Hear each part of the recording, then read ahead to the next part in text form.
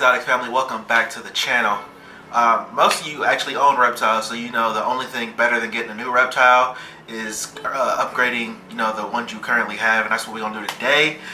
So today we'll actually be upgrading my scaleless Texas Ratsnake Cubert.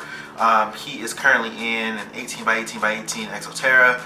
He has outgrown it, so we're going to actually upgrade him into a 40 breeder today. So I'm very excited about that. So no need for a long introduction. Let's get right to it. Alright, so what we have currently, I have 2 bags of the Aspen. Obviously one to fill the bottom, and then I got a second one just to fill in the blank spots. I have plants and just a couple decos, and obviously a water bowl. So we have 2 hides, one for the cool side and one for the warm side. So this is basically what we're looking at. So let's go ahead and get started. Alright, so this is the 40 breeder that we'll be putting Cubert in. So I'll just go ahead and jump right in. First things first, this was actually the enclosure that the 6.5 foot boa Luther came in. So obviously most of you guys know he came in with respiratory. So once I got him out of here, I did disinfect it, but it did sit for a couple weeks. So what I'm going to go ahead and do is go ahead and disinfect it one more time. I'm not going to use as much disinfectant because, like I said, I already did do it. However, for the sake of the video, and just for those getting into reptiles, if they don't know, no matter what, whether the animal is sick or not, when you upgrade an animal, you should always disinfect. Even if it is a brand new enclosure from a pet store, any place you don't know exactly where it came from, always disinfect, just so you don't have to worry about anything down the line. So I'm going to go ahead and do that.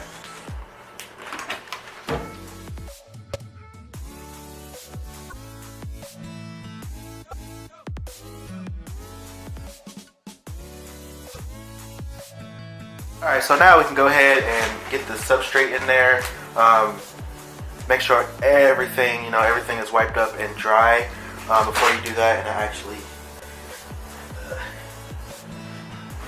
see a spot that I missed, so we'll go ahead and wipe that down really good.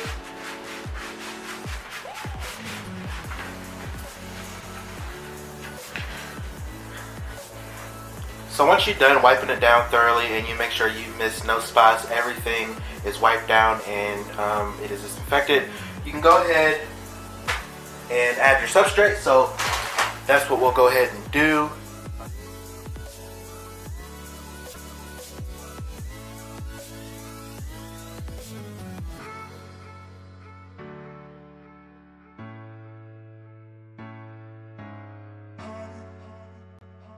Alright, so normally it doesn't take me that long, but this bag of Aspen was just in clumps. So what I'm going to go ahead and do now is just start putting everything in there, seeing where I like everything and going from there. Obviously you can play around with it, see what kind of aesthetic you want. I'm pretty simple for the most part. Obviously the reptiles aren't going to care as long as you're hitting the basic care points, your warm side, your cool side, and then you want to have your water dish, and then obviously a hide on each side, and then you can add things from there. So that's what we're going to go ahead and do. So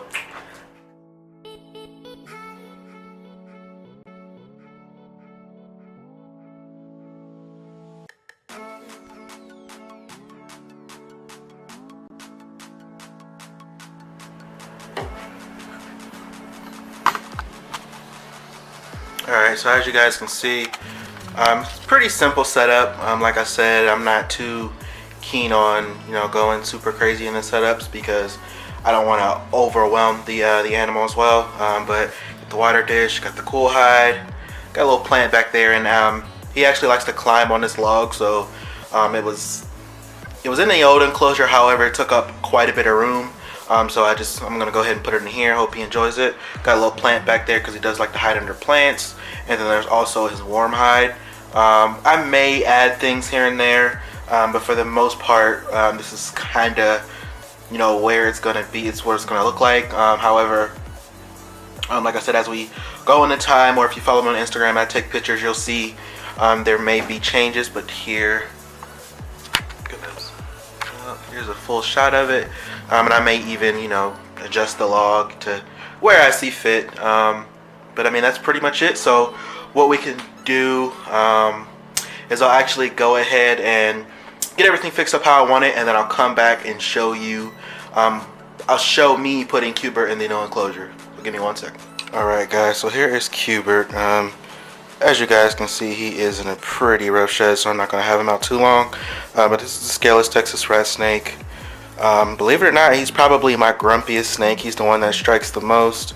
Obviously, due to his size, bites are they're nothing pretty much. But he tries his hardest. But we're gonna go ahead and get him in here, and then see if he explores, and if he does, I'll go ahead and get some nice action shots of him. But I just wanted you guys to see him.